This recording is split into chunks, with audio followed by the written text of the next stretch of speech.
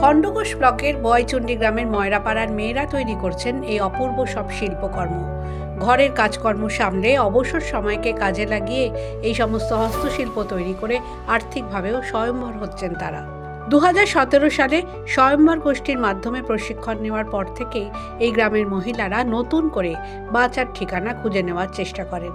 পাট, রং, আঠা, দড়ি সহ নানা কাঁচামাল ব্যবহার করে তারা তৈরি করেন পাটের ব্যাগ, গয়নার বাক্স সহ অন্যান্য ঘর সাজানোর জিনিস। এইসব পণ্য নিয়মিত বাজারে পাঠান তারা। বিভিন্ন হস্তশিল্প মেলাতেও অংশগ্রহণ করেন, যেখানে তাদের তৈরি সামগ্রী ক্রেতাদের নজর কাড়ে। নিজেদের তৈরি জিনিস বিক্রি করে তারা যেমন আয়ের পথ খুঁজে পেয়েছেন, তেমনি অর্জন করেছেন আত্মবিশ্বাস ও সম্মান।